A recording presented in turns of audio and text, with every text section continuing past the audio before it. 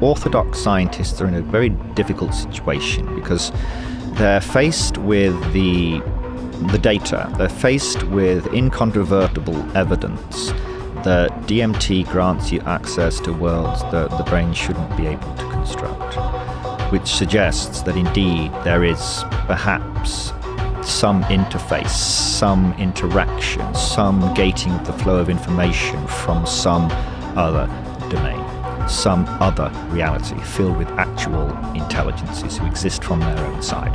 And that, in my opinion, would be the most profound and shattering discovery in the history of humankind. It's like a mystical machine. It's compellingly mechanical in the way that it works, but there's something else about it, something intrinsically different about it in terms of how it has this relationship with consciousness. So you can see, I mean, even with DMT, for instance, there's some evidence of it being like a dream state, right? Like even at the level of the brain, there's this potentially sort of theta band, this sort of slow wave activity in the kind of temporal cortices, and that's very much like a correlate of what you see with dreams. Dreams, like we are such stuff as dreams are made on. It's like Shakespeare quote, and so it's not. We don't necessarily have to reduce it and have recourse to this reductionism. This is extremely unknown, and that's for a reason. There is incredible potential for humans to be able to trip naturally through meditation and even breath work. And here it is, right here, right in front of you. Here's another article showing DMT is in the brain. A lot of people who have felt the effects of it have stated that they have met all kinds of interdimensional beings.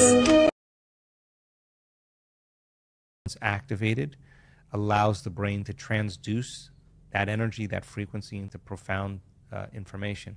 Do psychedelics drugs work in that way? I think psychedelics give a person a perception of reality that's beyond three-dimensional reality. We're discovering that the nervous system makes its own pharmacy of psychedelics. In fact, we have really recent data that shows that many people that have a mystical experience in our work that have fMRIs look like they're on psilocybin. Mm. Yeah, and yet your nervous system's making that natural chemical endogenously. And how were those mystical experiences triggered? I'll give you the short version. Mm-hmm. There's a tiny little gland in the back of your brain called the pineal.